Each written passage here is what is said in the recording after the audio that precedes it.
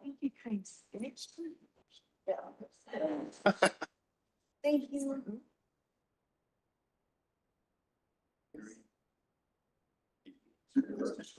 Well, I'll say it.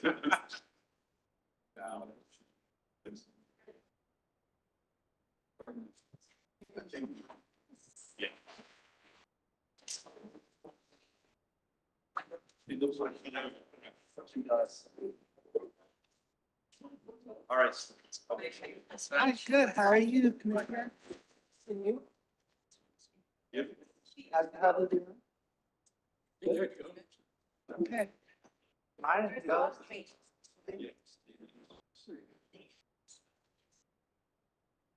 Yes. I am. Asked them, on a list of characteristics that they want to see. Rank them. Give me some of their top, even reminded himself last time I saw him. I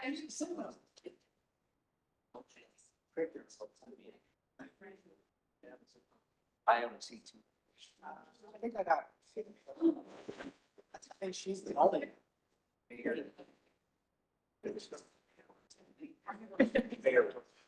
I'm asking for their opinions.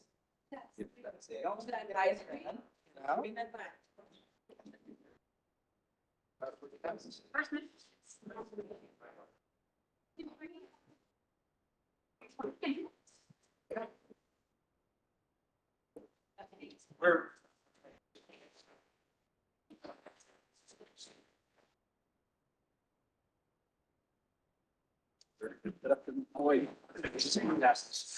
Good. Good. 0600. That's dedication. Yes.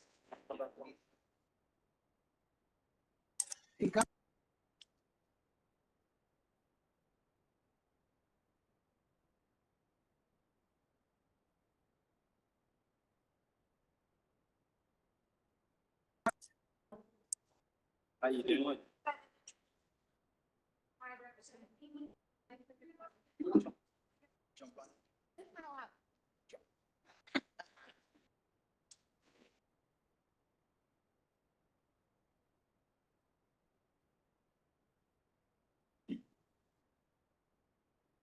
Safe.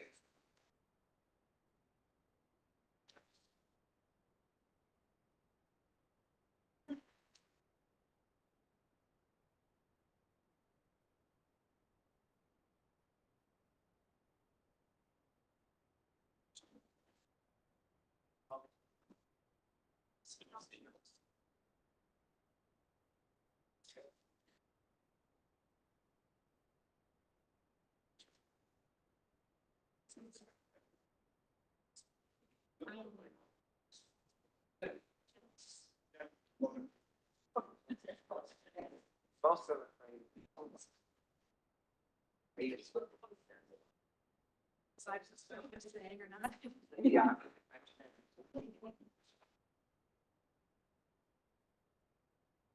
You're afraid, you're still. Yeah. Thank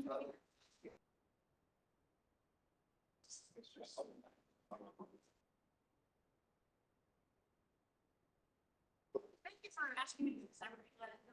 Yeah, just step up to this microphone when it's time and talk into the mic. Already on.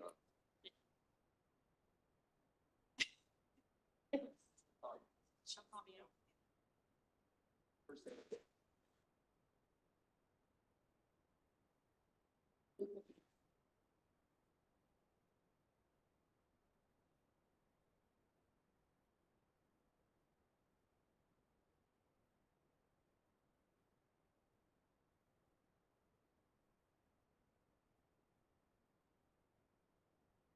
Good afternoon.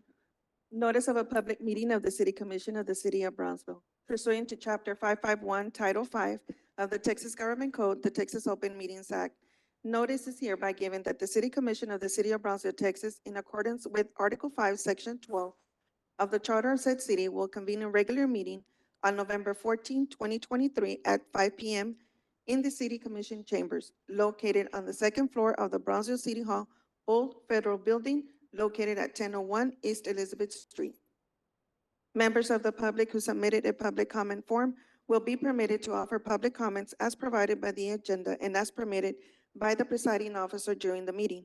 A recording of the meeting will be made and will be available to the public in accordance with the Open Meetings Act. Mayor, it is now 5:03.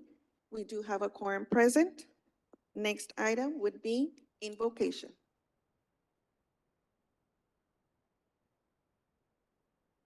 Thank you. Holy God, we gather this evening to plan and provide for the citizens of Brownsville. Give us humble hearts as we approach our effort. We ask not that you bless our work here tonight, Lord, but that you bring good work from us, worthy of your blessing. Open our hearts to receive your wisdom. Open our ears to hear your prophet's call. Open our eyes to see your image in each other. We pray this in the mighty name of our Lord. Amen.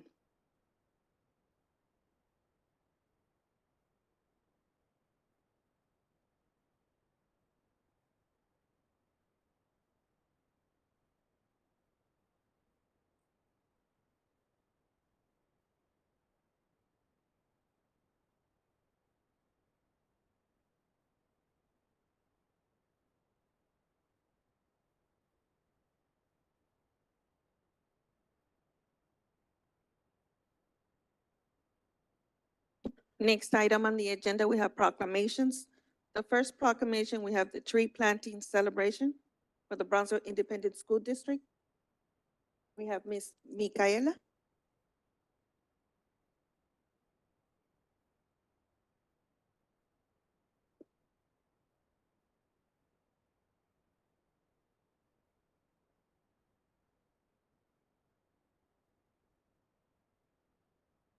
So this is a proclamation of the City Commission of Brownsville, Texas, designating Arbor Day at the Brownsville Independent School District. Whereas the first Arbor Day was celebrated in 1872 in Nebraska as a special day for the planting of trees and has now grown to thousands of celebrations in communities across our nations each year. And whereas Planted in Origins donated $40,000 towards the planting of 210 trees at Aiken Elementary School, Bright Elementary School, Egley Elementary School, Gonzalez Elementary School, Hudson Elementary School, Keller Elementary School, Redis Elementary School, Putenat Elementary School, Bastedo Middle School, and Manzano Middle School. And whereas each of these schools would not only be planting up to 30 trees on campus, but they would be hosting individual Arbor Day events starting October 6th, 2023 through December 1st, 2023. And whereas trees promote human health and well-being, add beauty to communities, improve water quality and quantity, reduce the erosion of precious topsoil, and provide shade, clean air, and habitat for wildlife. And whereas the City of Brownsville continues to demonstrate its commitment to trees by conducting ongoing tree planting projects in city-owned parks, right-of-ways, medians, and other city properties. And whereas the City of Brownsville is maintaining a healthy urban forest by promoting tree planting to increase shading, absorb CO2, decrease the associated costs of unabated stormwater, lower heating costs, and provide habitat for urban wildlife. And whereas the City of Brownsville has been recognized as a Tree City USA for 24 consecutive years by the National Arbor Day Foundation and the National Association of State Foresters. Now, therefore, we, the members of the City Commission of the City of Brownsville, Texas, by virtue of the authority vested by the charter of said city, do hereby designate Arbor Day at the Brownsville Independent School District and encourage all citizens to celebrate Arbor Day and plant trees to gladden the heart and promote the well-being of this and future generations. Done on this, the 14th day of November, 2023, signed the Mayor and the City Commission.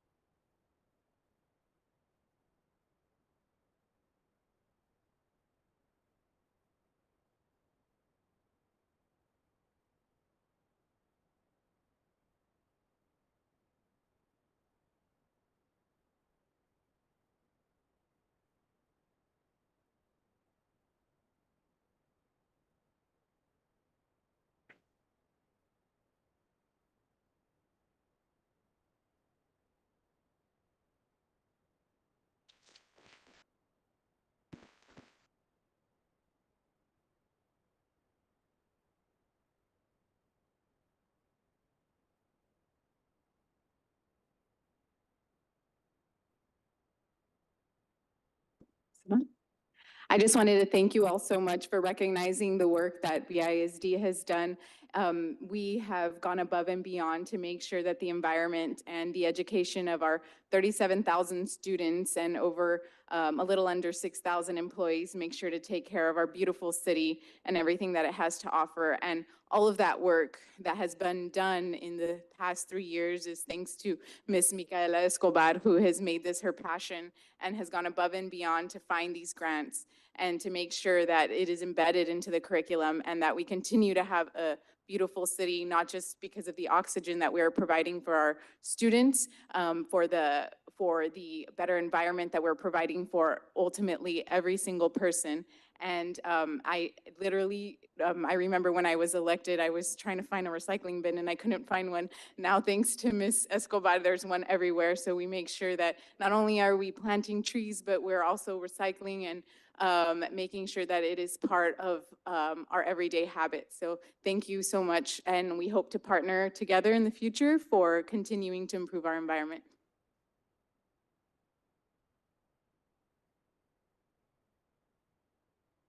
I also want to echo what Ms. Daniela Lopez had mentioned. We couldn't do this without the support and the help of the City of Brownsville, the Brownsville Beautification Committee, and all the other organizations. So again, thank you for everything.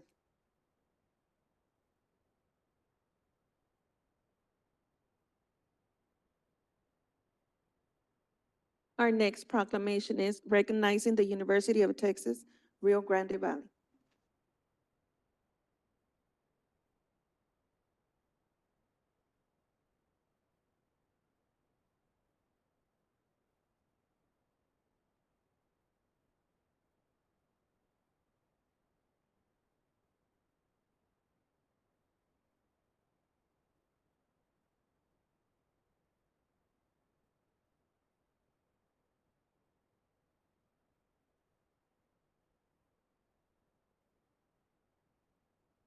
Proclamation of the City Commission of Brownsville, Texas, recognizing the University of Texas, Rio Grande Valley as a top-rated university.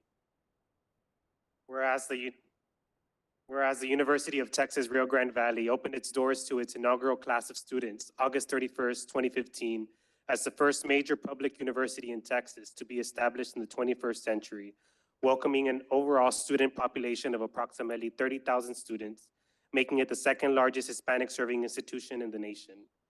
And whereas comprised of the assets, human resources, and institutional knowledge of two renowned legacy institutions, the University of Texas at Brownsville and the University of Texas Pan American, the regional academic health centers in Edinburgh and Harlingen, and with the addition of a long-awaited School of Medicine, UTRGV continues to transform the academic and economic landscape of South Texas. And whereas Washington Monthly has ranked UTRGV as #1 among all Texas universities and number 60 among all universities nationwide, based on 3 main criteria: social mobility, public service, and research. #1 among all Texas university, and #2 nationally for performance of Pell Grant students. #1 among all Texas universities for net price of attendance, and #1 among all Texas universities for best social mobility. And whereas the Chronicle of Higher Education has ranked UTRGV as the #1 fastest growing doctoral public university in Texas and #3 nationally. And whereas Decree Choices, a team of education researchers who provide a guide to prospective students, has ranked UTRGV as #1 among all public Texas universities and #15 among all universities nationally based on economic value. And whereas Third Way, a national think tank, has ranked UTRGV #1 among all large Texas universities and number six nationally among all universities based on Economic Mobility Index, or how well universities serve low-income students. And whereas US News and World News, based on 19 key measures of academic quality, has ranked UTRGV #6 among all public universities in Texas and number 227 among all universities nationally, up 72 places from the previous year, and the #1 top performer in social mobility among all public Texas universities. And whereas the Hispanic Outlook on Education magazine has ranked UTRGV as #2 in total bachelor's degrees granted, #3 in total master's degrees granted, and #4 in total enrollment for 4-year schools, and will spotlight UTRGV on the front cover of its October 2023 edition for its excellence and commitment to Hispanics in higher education. And whereas UTRGV is committed to serving the Rio Grande Valley via an innovative and unique multicultural education dedicated to student access and success, and to championing leading research, healthcare, application of university discoveries, and supporting sustainable development, community engagement, and well-being. Now therefore, we, the members of the City Commission of the City of Brownsville, Texas, by virtue of the authority vested by the Charter of said city, and on behalf of all of our citizens, do hereby recognize the University of Texas Rio Grande Valley as a top-rated university, and further encourage all citizens of Brownsville to celebrate this endeavor. Done on this day, 14th day of November, 2023.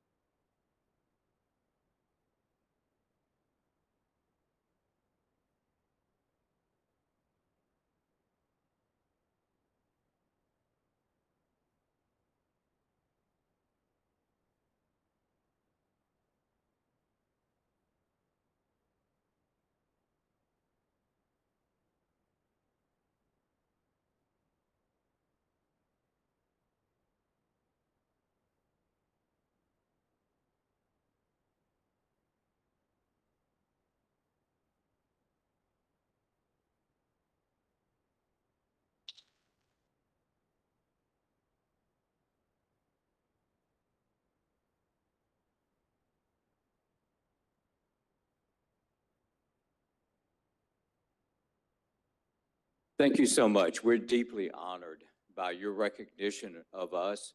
We're also deeply honored by everything you do for us.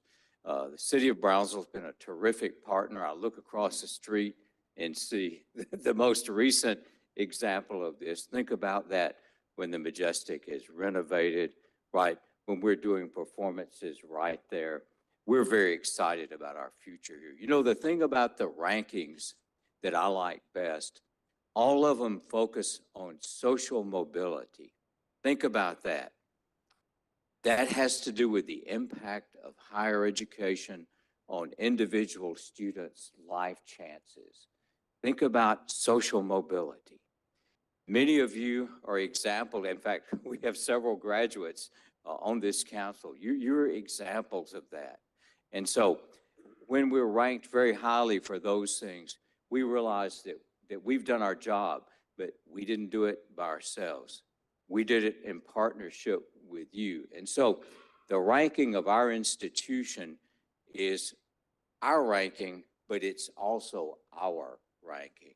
It's the ranking for all of us in the Rio Grande Valley. This is the best place to live in the United States. I've lived a lot of different places, and we want to have a university that's reflective of just how wonderful the Valley is. So thank you for everything you've done. We deeply appreciate it. We look forward to many, many years of partnership with you and in transforming the Valley. So thank you so much.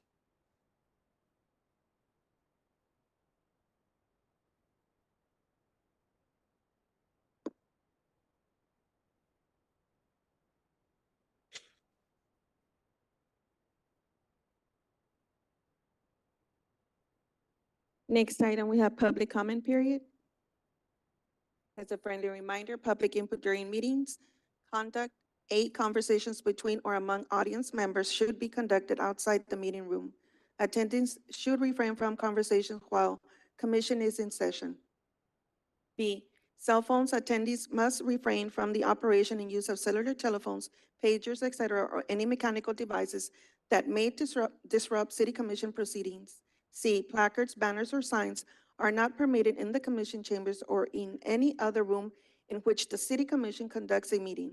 Included in this prohibition are various hats, caps, visors, and t-shirts, which may represent sentiments as alluded to regarding placards, banners, and/or signs. Exhibits, displays, and visual aids used in connection with presentations to the city commission are permitted. E, only city commission members and city staff may approach the dais. If report, letter, etc., is to be presented to the commission, it should be given to the city secretary or staff who will make the distribution. It is preferable that the item to be distributed be given to the city secretary prior to meeting time. A copy of the item should be made available for the city secretary's official record. F, all comments shall be made to the mayor and city commission as a whole and not to individual commission members. Mayor, we only have one public comment, which is Ms. Yolanda Spies.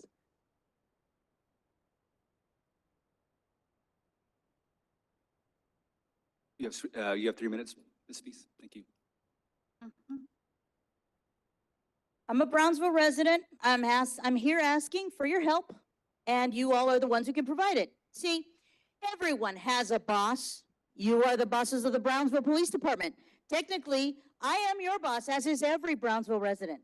I'm telling you that the Brownsville Police Department needs additional training, and they need to learn how to treat Brownsville residents, and several just need to be fired.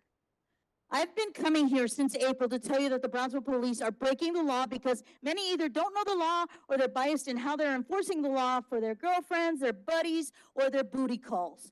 I've given you names, dates, and facts. I was verbally abused and lied to by a majority of the Brownsville Police Department for asking them to do the right thing, and they refused. Commander Pascal, that guy back there, has lied to my face and lied about how the Brownsville Municipal Code is to be enforced, and he did that as per Assistant City Attorney Jennifer Avendaño. She told him legal definitions are not enforceable. So if legal definitions are not enforceable, why are they codified? So Sergeant Cecilia Valdez lied to me about how I could get a copy of police cam footage. She also yelled at me at 5 a.m. about how my rights didn't matter. And she emasculated my husband while he was dying in the hospital. I legally filed a FOIA request twice, and I never received it because the police refused to release it to me, knowing it would incriminate a lot of police officers for their lies. And there has been a lot of lying from the city of Brownsville, and this is unacceptable, and you all, only you all can fix this. This begs the question, why are you there? And why should citizens reelect you for allowing police to commit crimes against citizens and potentially other police officers? Officer Efrain Cervantes violated the law and was an accessory to a crime. Contrary to what Commander Pascal said, several officers did something very wrong. This is not a case of just a stolen dog anymore. It's a case of police violating the law. It's about police, the Brownsville Police Department protecting criminals and violating citizens' rights to property. These are blatant crimes, and you all refuse to even acknowledge them because it hasn't happened to you or your loved ones. Well, but everyone has a boss. And you are their boss, and you just sit there collecting a check for ignoring Brownsville residents, your bosses.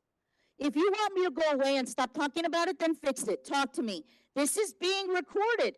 People are seeing this. People know you are not talking to me, which is why I'm here every first and third Tuesday of every month. I am a citizen and your boss, and I'm asking for assistance. I'm asking for your help, and you aren't giving it to me right now. I need your help, but you seem to be refusing. Residents need to be asking themselves, why are you sitting there if you refuse to work for us? We're paying you for that. Next item, we have consent agenda items. I'm sorry, presentations. My apologies. It's the City Manager Update, American Planning Association 2023 Planning Excellence Award. So I'm really happy to announce that for the first time in Brownsville history, our planning department has received the 2023 Planning Excellence Award. We're one of only 46 cities and the only city south of Corpus Christi that has been awarded this Excellence Award. I would say it really is the dedication of our employees, right? Their level of training, the level of training of our planning commissioners, our staff. They're the ones who really are deserving of the award. And I'd also like to say thank you, Commissioner Martinez, for going and supporting us when we received the award, and just really proud of them. Also, Alan Garces, our downtown manager, presented on downtown Brownsville and its renaissance with myself, city manager. We also presented on smart cities and mobility. So just thank the department and staff for everything that you do. Thank you.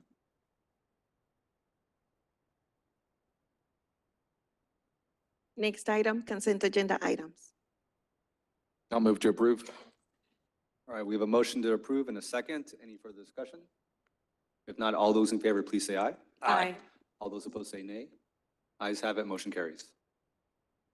Next item is public hearings. Item number one, public hearing in action on first reading on ordinance number 235-2023-026-PD to rezone from residential transition to commercial corridor to allow a commercial plaza for 0.7487 acres of Lot 3, Block 1, Diamond Point 2 subdivision located at 3201 West Alton Glore Boulevard. Good evening, Honorable Mayor, Commissioners. So this case, to provide a little bit of history, was presented back in September. It was tabled by the commission. We brought it back after having meetings with the concerned citizens and the developer. The zoning request is to go from residential transition to commercial corridor. In this case, we're going to run it as a PD to implement conditions to address the concerns that neighbors have. The property is fronting West Alton Glore Boulevard, and the proposed use is a commercial plaza. This is a 200-foot buffer map. There were 18 mailouts and 0 written opposition. There was verbal opposition at the previous meeting. This is the zoning map. There is residential estate to the north, residential single family to the south, commercial corridor to the south and west, and residential transition to the east. And so after meeting with both parties, there were several conditions that were agreed upon. And I believe both parties are here to provide their input if need be. But we'll show you what is being proposed as a site plan, but setbacks were modified. So along the western property line, 10 feet, 15 feet along the eastern property line, because there's already an easement for utilities there, so that's going to be a limiting factor. 20 feet, 20.42 feet to be exact, along the frontage, a maximum structural elevation of 20 feet. Limitations on the roof design to show a more residential aesthetic towards the residences that are abutting the commercial property. An installation of a 6-foot masonry wall along the property lines adjacent to existing single-family residences, which would be the northern and western property lines. Also prohibit the view or exposure of mechanical equipment if equipment is installed on the roof of the structure. Also require installation of a vegetation buffer with a minimum height of 10 feet and a minimum depth of 6 feet to provide a visual screening between the proposed use and the residential uses. Require that the vegetative species that is placed be of accelerated growth, or that they plant trees that are already pretty large in height. Also require the installation of an irrigation system, and that's actually a requirement by default. And prohibit, this is something that was agreed upon by both owners, to prohibit the following uses: restaurants, bars, and any establishment that sells alcohol. And so this is the site plan that was presented at these meetings and that was agreed upon.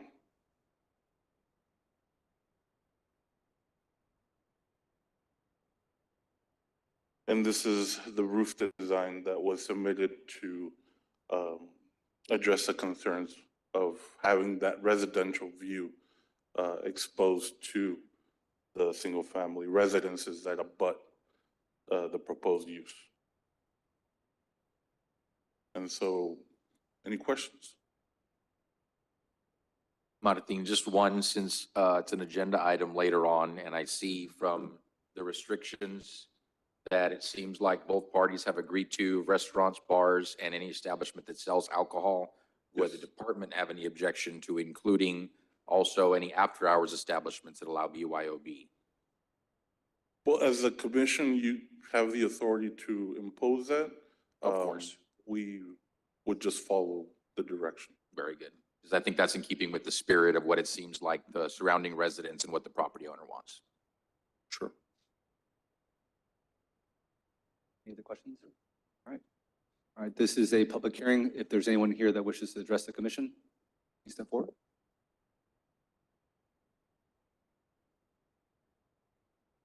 Mayor, Commissioners, my name is Roberto Ruiz. I was here last time trying to explain our concerns, but I was given the opportunity to meet with the gentleman that provided all these requirements, and he was very good in doing that.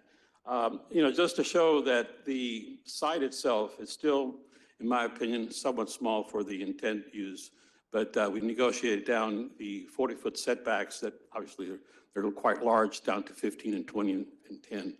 But I wanted to make sure that everything is followed accordingly. Mr. Vega has been very good about proceeding with helping us out in both parties. So I want to thank you all for giving us the opportunity to work with the city and work with the gentleman being proposed doing this development. We want to have the city continue with the commercial development of all the areas, and we're not stopping any growth. We want to make sure it continues. Thank you all very much.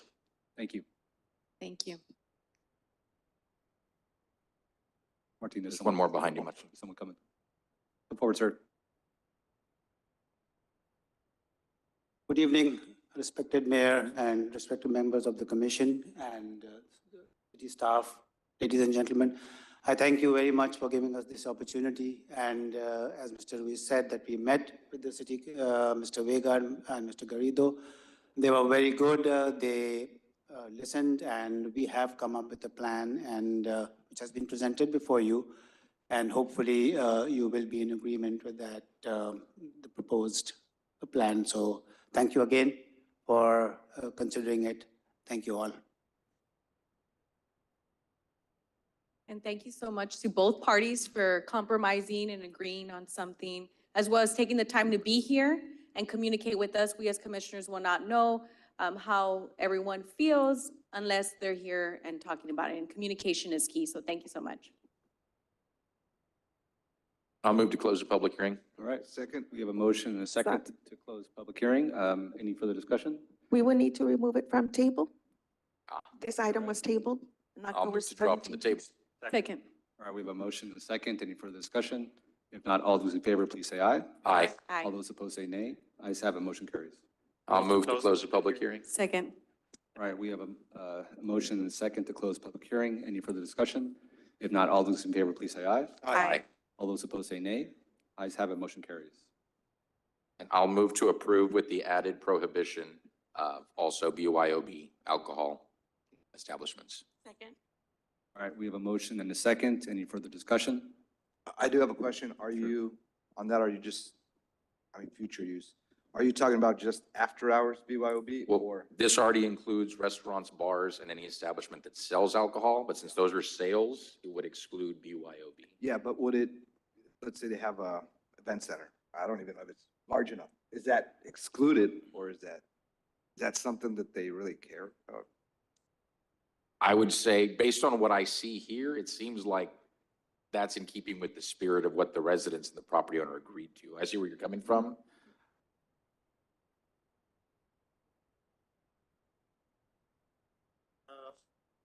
Thank you. Would it, as I said, after hours, would it also include any medical office? No. Because that could be a after hours. Yeah, no. No, No, the after hours would only be in after hours, which allows people to bring in alcohol for consumption. no, that will not happen. Thank you. Any further comments? All right, all those in favor, please say aye. Aye. All those opposed say nay. Ayes have it, motion carries.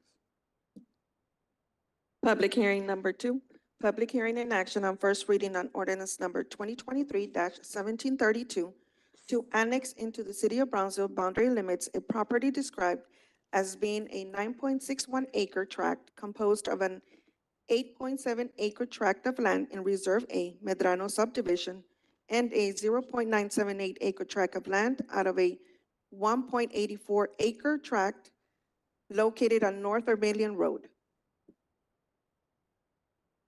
As mentioned, this is a request to annex into City of Brownsville limits. It is currently in the ETJ. It is contiguous with the city limit line. The property has 9.61 acres, and it's a voluntary annexation petition, and it's fronting North Vermillion Avenue. The proposed use is for a future single-family residential development of 56 lots. And just to go over the requirements, all requirements were met as per Texas Local Government Code. We received a petition to annex, a written service agreement was made, public hearings were conducted, and noticing and noted to the newspaper, and notices to school district and public entities were sent out. This is the annexation map. It's on the corner of Boca Chica Boulevard and North Vermillion Avenue. And this would be the proposed layout for this particular subdivision. And so staff does recommend the approval to annex these 9.61 acres into the city of Brownsville. Any questions or comments? All right, this is a public hearing, so if there's anyone here that wishes to address the commission on this item, please step forward. All right, I'll entertain a Motion to motion. close public hearing. Second. We have a motion and a second to close public hearing. Any further discussion? If not, all those in favor, please say aye. Aye. All those opposed say nay. Ayes have it, motion carries. I'll move to approve.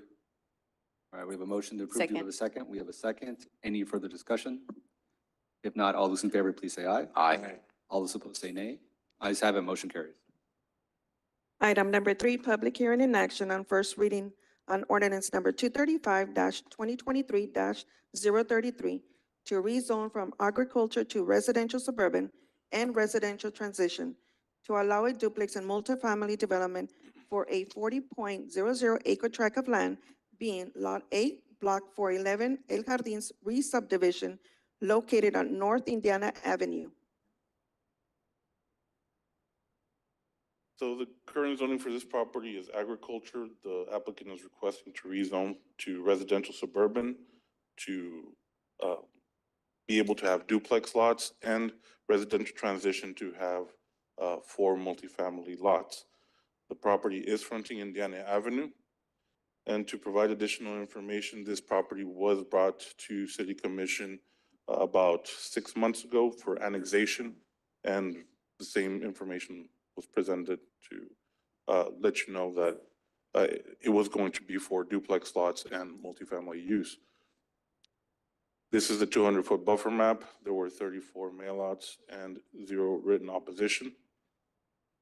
And the yellow portion, or the yellow strip, would be where the multifamily development would be located, and the remainder would be used for duplex lots.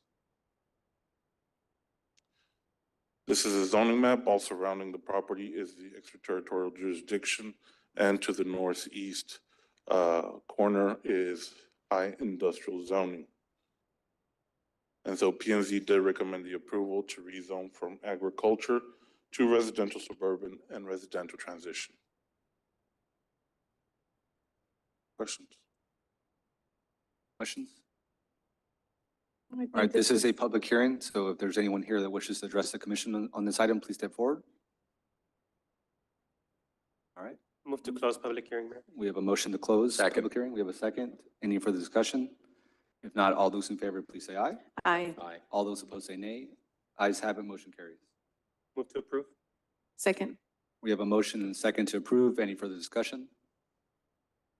I do have a question or a comment on this. Yes, I sir. think it's important for you to have written opposition when it's written. If you don't mention if there is or isn't, this doesn't have to do a lot with this, but it has to do with the process.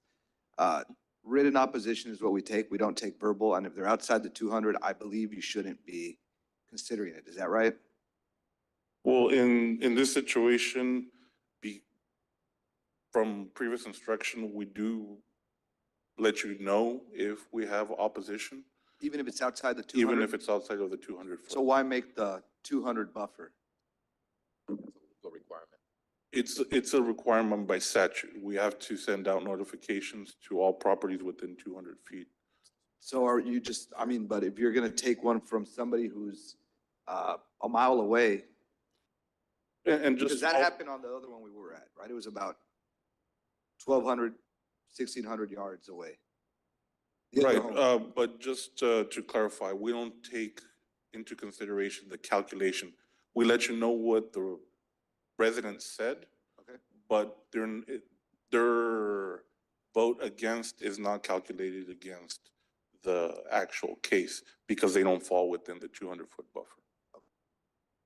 Thank you. Any further comments, questions? All right, we have a motion and a second, so all those in favor, please say aye. Aye. All those opposed say nay. Ayes have it, motion carries. Item number 4, public hearing and action on first reading on ordinance number 235-2023-034-S to request a specific use permit to allow a used car lot in a commercial corridor zoning designation for a 0.15 acre tract out of the north half of Lot 3, Block 1, M. Samano partition of a portion of the Wymore tract located at 7215 Paredes Line Road. So the requested use is a used car lot. The current zoning is commercial corridor. As per UDC guidelines, a specific use permit is required. The property is fronting Paredes Line Road, and it is in an area where there already are car lots that are operating. Not all of them are operating with CO, but the use does exist. 200-foot. This is a 200-foot buffer map. There were 10 mailouts and 0 written opposition.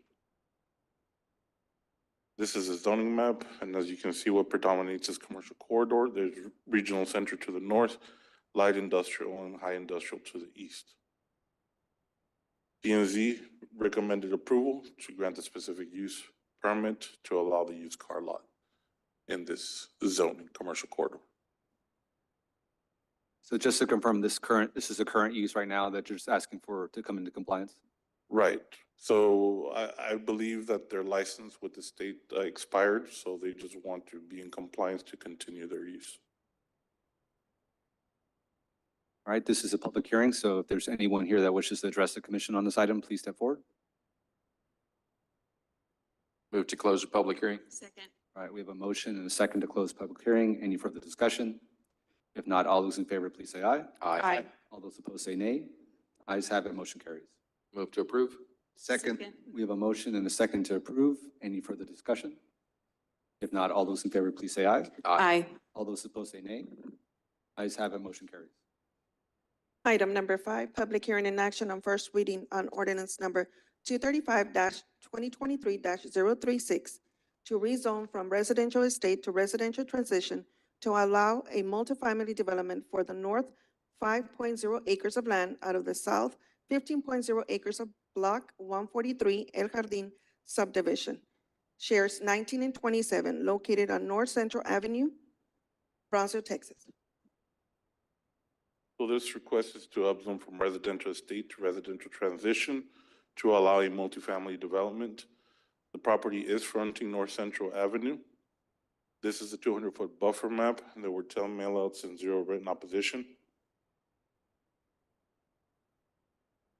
This is the zoning map. To the east, we have the ETJ, to the north as well.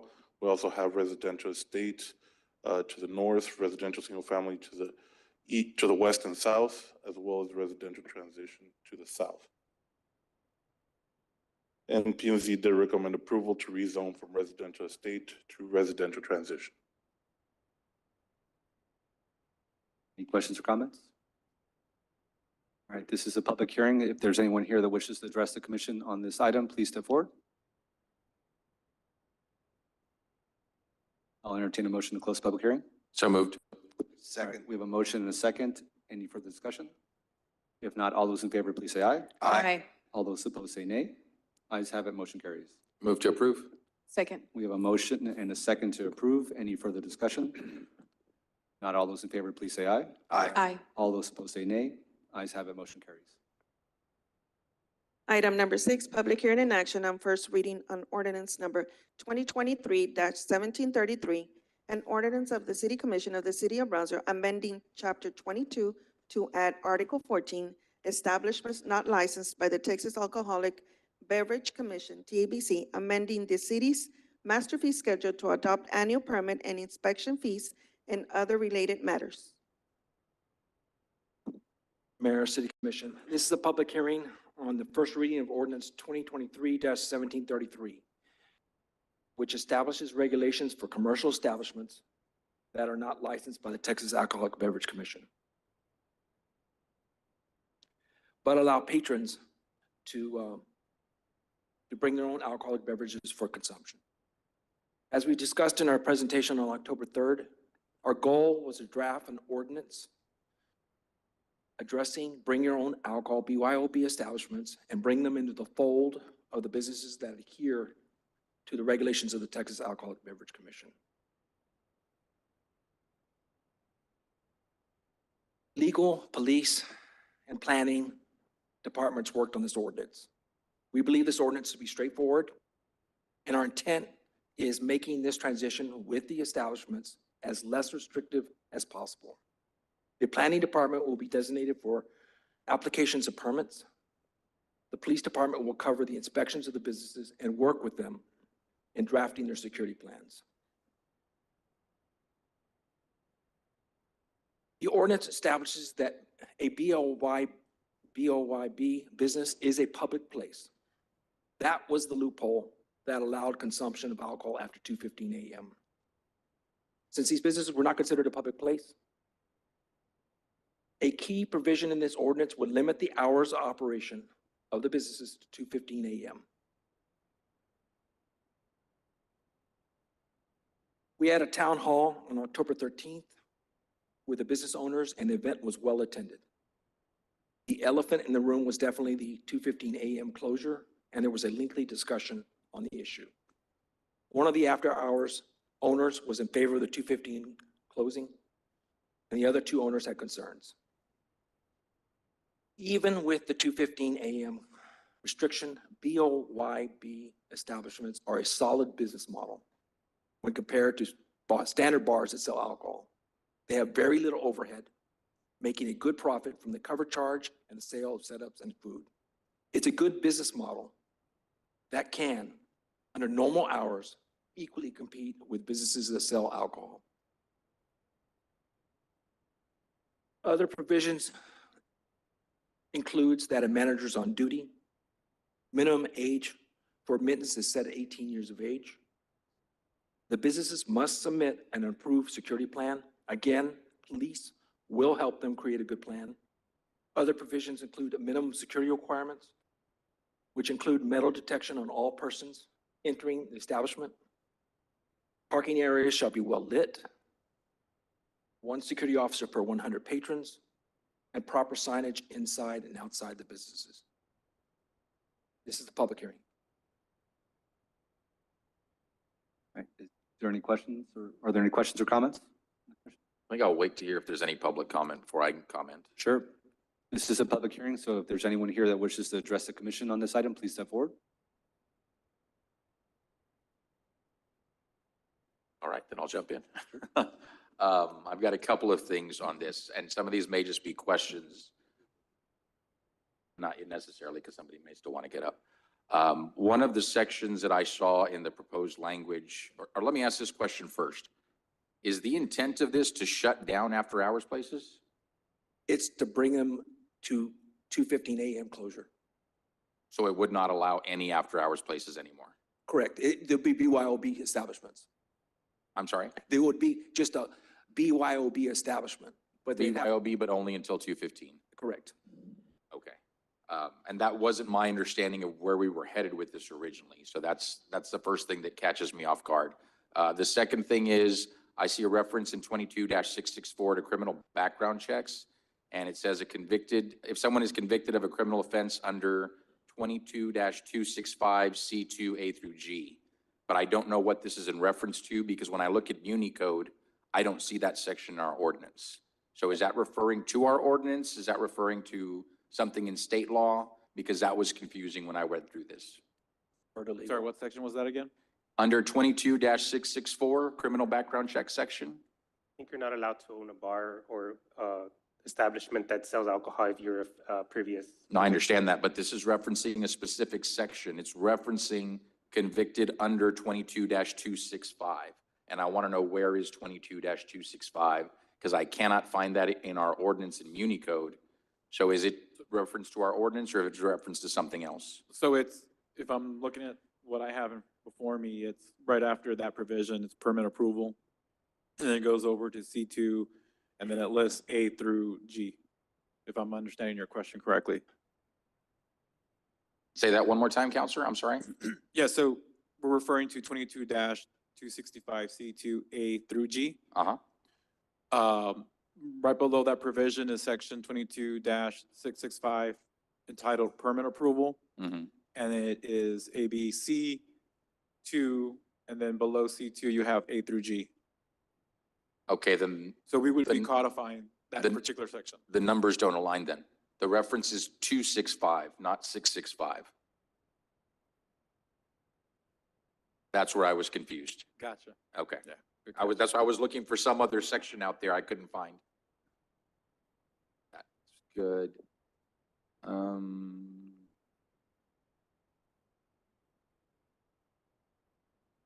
What are the inspection fees currently for a regular establishment which serves alcohol or sells alcohol? Because I'm just curious, are we setting up two different types of fees? One that's a BYOB and one that's a regular establishment? Well, remember TABC covers the ones that, so that's under TABC. What we did, we modeled Jennifer and Will, we looked at what other ordinances throughout the state charge, and then we copied it. Is it comparable to what TABC charges for an establishment? I don't have TABC's, what do they charge? Again, though, we will be working with them. I mean, it's not just like that we're gonna go 1 hour deal. I mean, we're talking several days with officers. We'll work on placing stuff. We'll work on their safety, security plans, which have really gotten more intense with businesses. We do with businesses right now. We do security plans right now for restaurants and bars. So we'll include them in that too. When you all had the town hall with business owners, I think the language came after that town hall. So I don't think that there's been any interaction with the business owners since the language has been finalized. Would that be a correct assumption? Since the town hall, no. Okay. There was a lot of pushback for the 2:15 a.m. For it or against it? Well, I mean, you had two owners. We had one owner who's definitely ready for it. Okay. And the other two had concerns. And again, we brought up the same presentation we brought up on October 3rd. The 181 calls on those three businesses, the first 40 were from 12 a.m. to 3 a.m. From 3 a.m. to 8 a.m., you had the 141 calls. I mean, it's a safety issue. And that's what I brought up on the presentation. It is a safety issue. We want to get the people off the streets. If you're drinking, get you off the streets, 3 o'clock, 3:30, 4 o'clock. We don't have to worry about that. We can address other issues. That was our goal. I explained that to them, and that was, it was a really good conversation. But I told them that we were really going to go for this and see, and again, we'll work with you and whatever you instruct. And commissioners, our fees are based on just the cost per service. We're not trying to make revenue. I asked staff to just say, what are the hours that you're going to dedicate? And that's usually what our fees are. We're not subsidizing, but we're also not supposed to make a revenue on this. Is just, the cost for service. Yeah, and then to answer your question about TABC fees, looking at TABC fees, their fees range anywhere from 600 up to 10,000, depending on what permit they're applying for. Most of them are in the 1,000 to 3,000 range.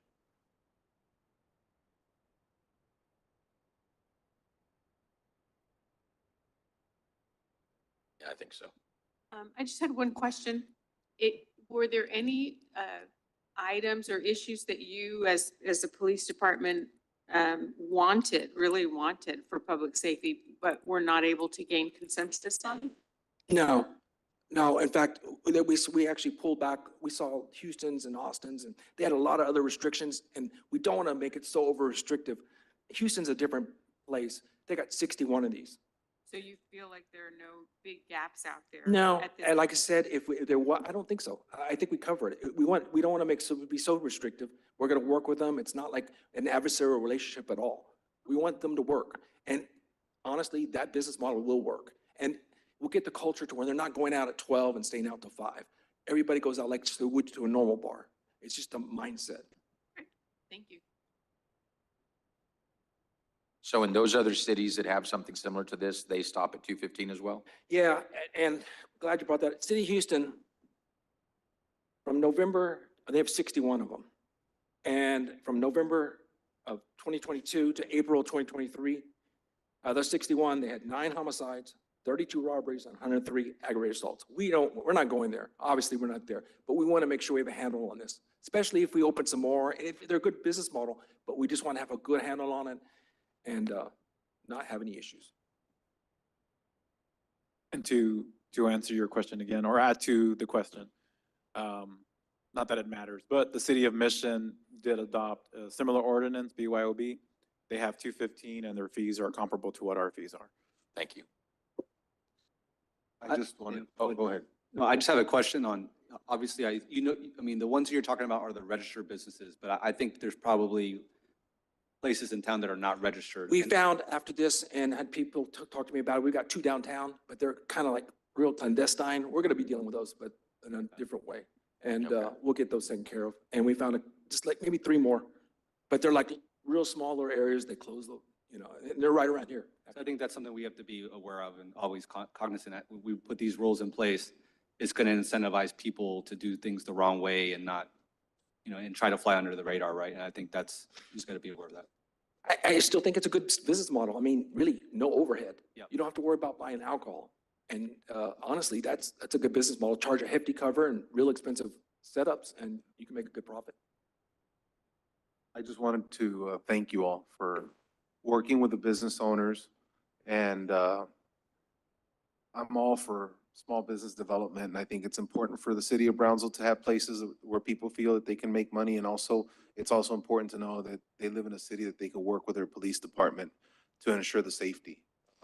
And like I all said, residents. I know we're a big city now. We're getting to be a big city, but we still got the small town mindset, especially with our city management. We're going to take care of them. Yeah, And we made sure to tell them I that. think that what you guys are doing, this is the first step of something that I encourage the city commission for us to do something that's greater than that and provide a better education to our community about after hours. And I mean, it hit me at home this year when I lost one of my football players in a car accident that he was hit by a drunk driver.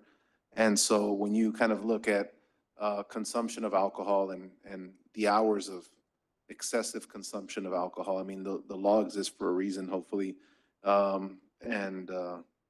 I think it's just commendable that you guys are working with the business owners instead of just coming down, and it could be a different approach, right? And it's a good approach. And I think that it's good for Brownsville. So thank you. Yeah, just thank you so much for getting ahead of this. I know there have been many calls in regards to, around this time, I mean, in the last presentation, you guys had about over hundreds of calls in regards to this issue. So thank you for tackling it, finding solutions, and being able to compromise and work with everybody. So, Motion to close public hearing? second. All right, we have a motion and a second to close. Any further discussion? If not, all those in favor, please say aye. Aye. All those opposed say nay. Motion to approve? Second. All right, we have a motion and a second to approve. Any further discussion? I'd just like to say thank you, Commander. You reached out to me. We were able to reach out to several of these bar owners who were able to at least go sit there and speak their mind. Yes, sir. Commissioner De Los Santos, did you have something to say? I'm just curious about enough time for feedback from the community. Because now the language was in the packet, but since the business owners didn't see it before Friday, late Friday, I'm just worried that there's been enough time for feedback from the public. I know we'll have a second reading, which is a good thing. And I will be soliciting feedback from my constituents because I definitely want to hear from them on what the final language looks like. But the Commissioner- 215 closure was the big topic, and they understood that's where we were going with it. So there's no question about that at all. Very good. All those in favor, please say aye. Aye. Aye. All those opposed, say nay. Ayes have it, motion carries. Thank you. Thank you. Items for individual consideration.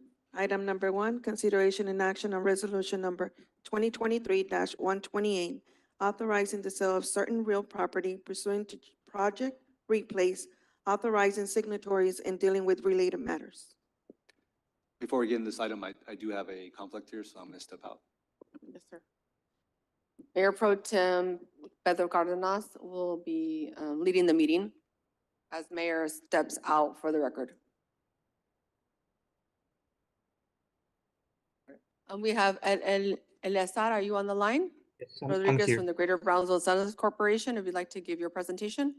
Yes, good afternoon. My name is Cesar Rodriguez. I'm the Director of Industrial Park Development with the Greater Brownsville Incentives Corporation. I'm here to present tonight to author Project Final, which is authorizing the sale of Lot 8 on the North Eleazar, Brownsville. I'm Industrial Park. gonna just clarify, it's Project Replace. Yes. Okay. Project Replace, which is Lot 8 on the North Brownsville Industrial Park. This is an industrial building that will be about approximately 20,000 square feet built, 20,000 square feet, which will have an estimated investment of 1.5 million with the creation of 20 jobs. And this pretty much will authorize the signatories and dealing with the related matters to finalize the sale of the property. All right, do we have any questions? Any motions? Move to approve. Second. We have a first and a second. All those in favor? Discussion. Well, any discussion? Any further discussion? All those in favor? Aye. Aye. All those against? Ayes have it.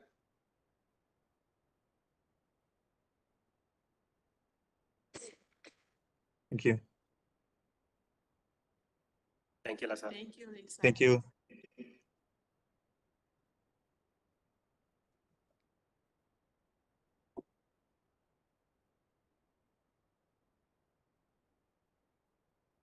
Item number two, consideration and action to approve the amendments to the Brownsville Community Improvement Corporation bylaws. Good evening, Honorable Mayor, City Commissioners. It's a pleasure to be here tonight.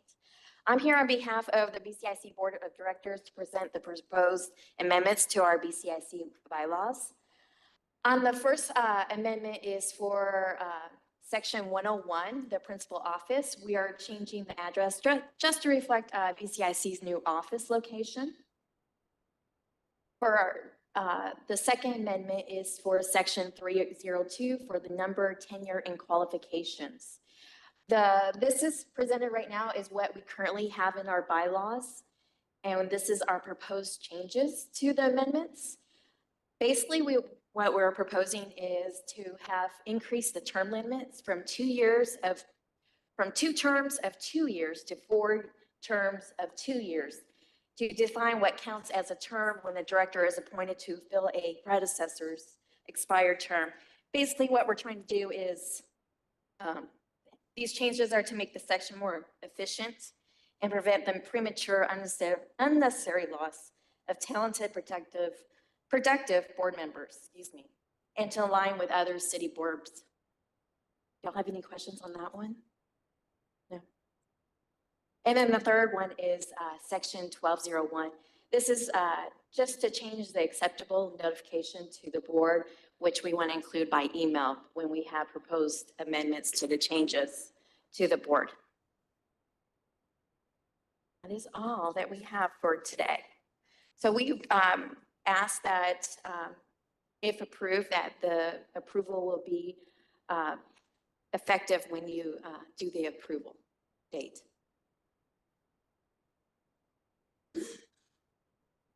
Any questions from the commission? I'll move to approve. Second. We have a motion and a second to approve. Any further discussion? If not, all those in favor, please say aye. Aye. All those opposed say nay. Ayes have it, motion carries. Thank you. Thank you. Thank you. Item number 3, consideration and action to approve Alliance Transportation Group contract extension for additional scope and services not to exceed $150,000. Good evening, Mayor, City Commissioners. As you're aware, we've been working with our consultants on the proposed traffic impact fee or the capital recovery program with the additional public outreach efforts that the Commission wished to do and extend it to January 16th. We do have our consultants that will need an additional fee to make sure that they're here in every single meeting, every single workshop. And so it is up to 150. We are trying to lump. 150. 150,000. Yeah, I said 200. Sorry, 150,000. It is, but as staff, we're making sure that we lump them together, so reduce that. For example, we've had 3 today. We have an additional 4 tomorrow. It's always within the same trip. And so we ask for you for approval of this extension. All right, any comments or questions? So my concern is we identified what we felt were some gaps before when we talked about this. And I don't know, to me, a 1-hour session where only 7 people can attend, that doesn't seem like enough outreach to me when we're talking about how are we getting the feedback from the realtors, from the developers and everybody else.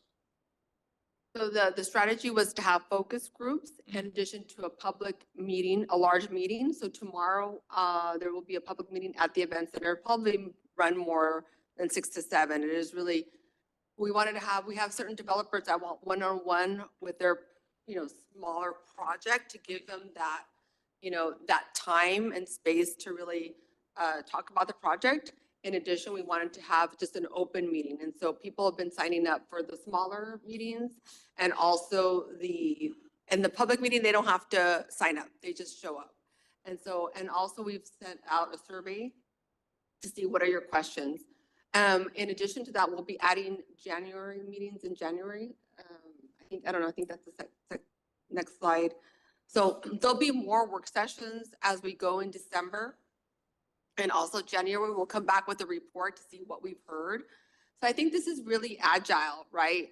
We're just saying we want to be able to give ourselves enough agility in the contract to be able to add as many public meetings, to your point in one of the last items, Commissioner, of having additional engagement.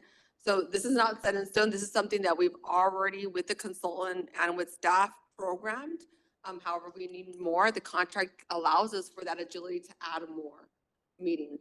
But what we found, and even the comments as I came in asking staff how are the meetings going, they're like, we actually need more time. And, we're extending the time even for the small one-on-ones. So the meetings today ran a little bit later than 1 hour, but it's accommodating that time. If it's easy to do, because I have a conflict tomorrow, otherwise I would attend in person. Can we record the public session and maybe one of the smaller sessions?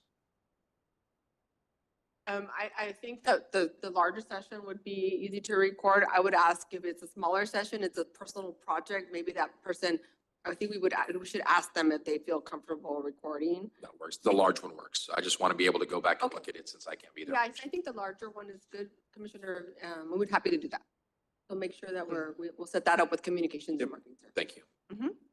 I will say in this first round, because this is only the first round, staff and our consultant will be here the next meeting to provide an update on the first round. And then by that time, we should have a recommendation on the next round.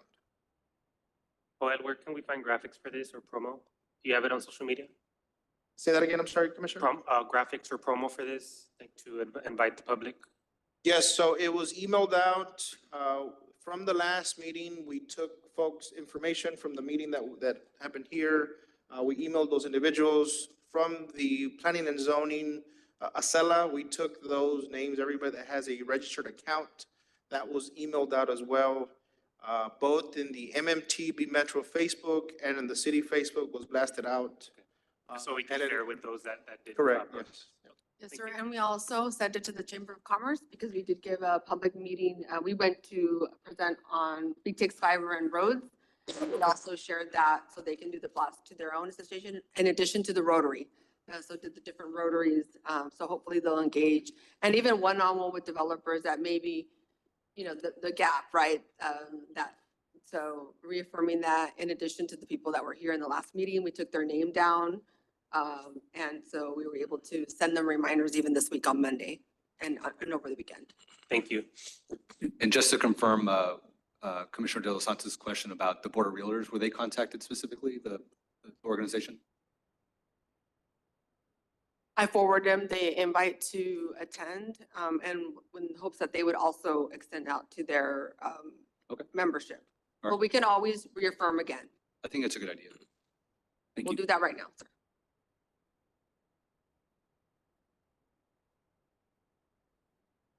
That's it. I'll entertain a motion. Move to approve. Second. We have a motion and a second to approve. Any further discussion? If not, all those in favor, please say aye. Aye. All those opposed, say nay. Ayes have it, motion carries. Item number 4, consideration and action to approve the adjusted fees submitted by the architectural firm Gignac as stated in contract AIA document B101-2017 for the bus yard rehab project in the amount of $154,236.92. Good evening, Mayor and Commissioners. Jenny Garcia with Multimodal. Tonight, back in July of 2023, the contract for the construction was awarded for the bus rehab yard project for B Metro in the amount of $7.4 million. And due to the cost of the construction contract, the architectural fees have increased. The fees are based off of 6.5% of the $7.4 million, which brings that total amount to $486,829. And our previous estimates of the service fees for the architect were $332,582.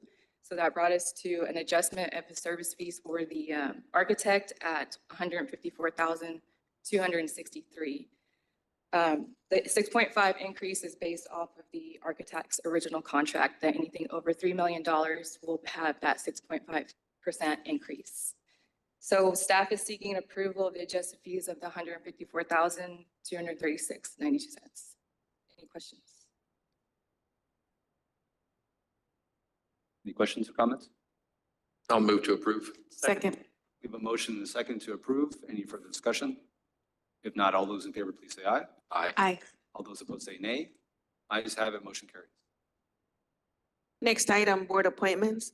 Consideration and action on resolution number 2023-131 to appoint one new member to Greater Brownsville Incentives Corporation Board of Directors to fill existing vacancies.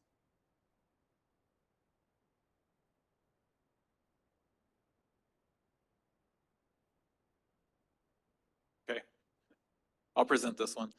So with Mayor Cowan resigning from this particular board, there is another appointment to fill a vacancy. It would be Commissioner Villarreal appointment. Currently, you have the individuals. You go to the next slide. These are the individuals that have applied for the particular vacancy. Are all of these applicants recent? I would defer to the city secretary. Yes, sir. Some of them were received in the recent applications from this year. From, some of them this year, some of them applied in January 2023. Some of them applied in March or April, but they're recent. Do you know? They're, sorry? Do you happen to know when these 4 applicants applied? I know we were provided today, Commissioner, with some of the applicants' applications. Oh, the But not- applications, yes, the applications were provided on Thursday with the packet. And I just provided one recently. The most recent one was for Benjamin Peña. Yeah, I have the That was recent the one. I most just wanted to know, for example, when Claudia Lozano applied or Marty Castillo. She was in, let me check.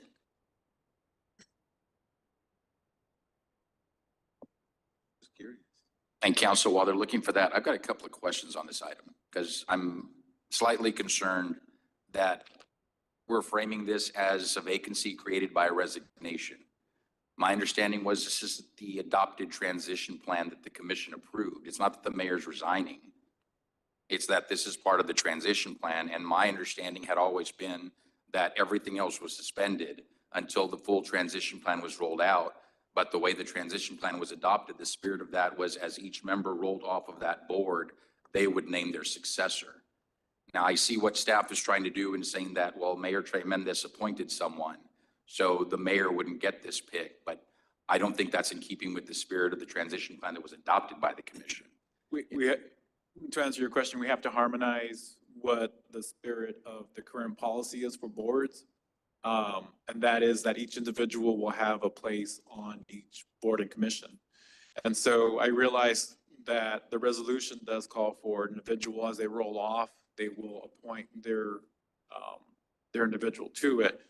But with that said, we also need to move it a step forward. Maybe at the next meeting, we do have to align their terms, because I think that's what the resolution said as well. As right now they're serving, we call it, I use the word resignation and vacancy, but right now they're serving what I would call unexpired terms. As they all rolled off, you all had appointed your individual to it.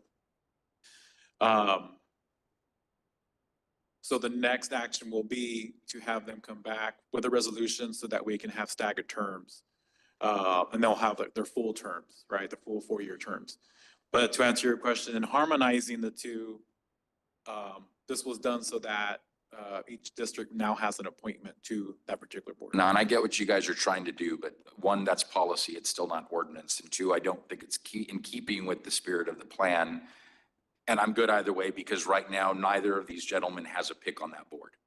But especially if the one that's being inherited by our current mayor was not his pick, and it's very possible if that individual draws a 4-year term that the mayor will never have a pick on that board. And that would be, the same would be true for Commissioner Villarreal. It could be that neither one of them will ever get a pick during the current term that they're serving because of the way we're rolling this out.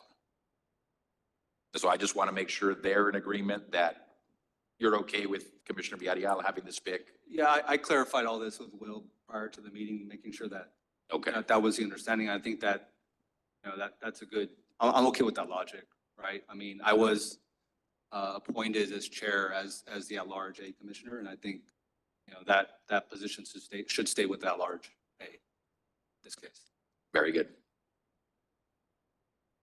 So Mr. Jaime Diaz submitted his application on January the 5th, 2023. Ms. Marty Castillo, January 23, 2023, and Ms. Claudia Lozano, May 19, 2023. And Benjamin, obviously here Monday. Just yesterday, 11:13. I was just curious. I just don't know, like, appointments for the PUB, whatever, if sometimes like the appointment's coming up and we advertise for it or people know, but you know what I'm saying? I just think that's something to consider also for us. The application, yes, the applications are valid for 1 year.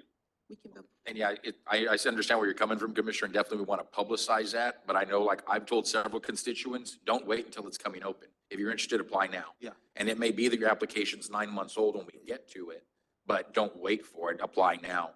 So we don't want to adversely affect those that applied very early versus those that just applied this week.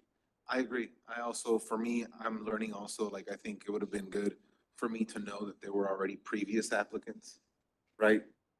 I would have reached out to them just to kind of feel them out. But either way, it wouldn't make a difference. You could table your pick until the next meeting. I move to approve Ben Peña. Which one? Benjamin Peña. Seconds.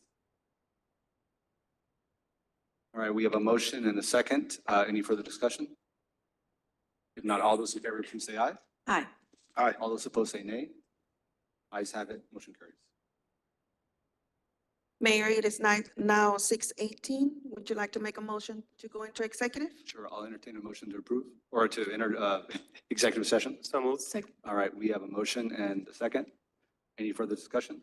If not, all those in favor, please say aye. Aye. Aye. All those opposed say nay. Ayes have it, motion carries. The following agenda items would be considered during executive.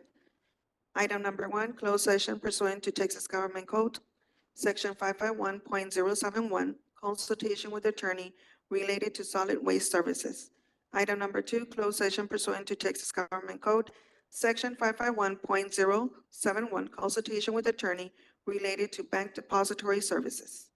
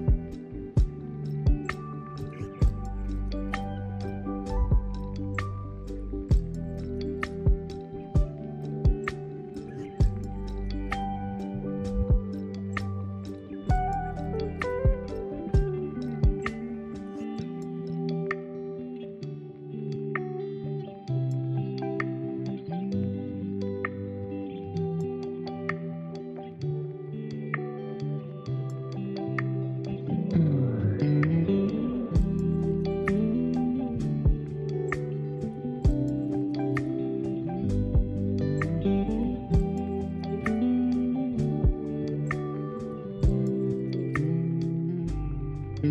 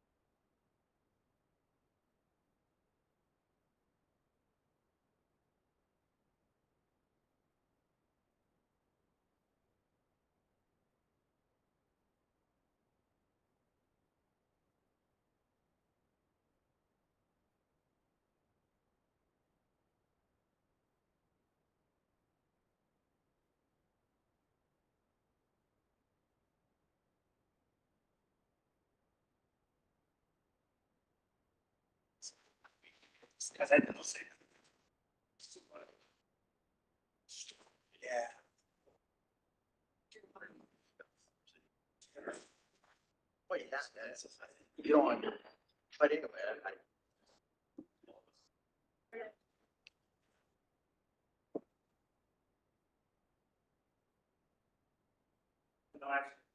No action.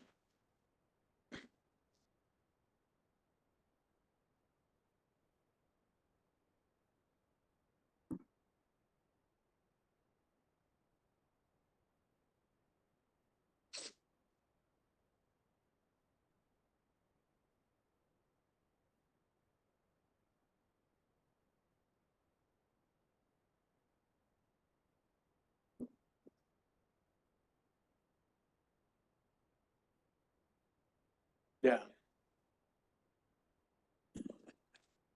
Mayor, it is now 7:33. Thank you. There's no action on the items. Next item is adjournment. Move to adjourn. All right, we have a Second. motion and a second. Any further discussion? If not, all those in favor, please say aye. Aye. All opposed, say nay. Ayes have it, meeting adjourned. It is 7:34. Meeting has ended.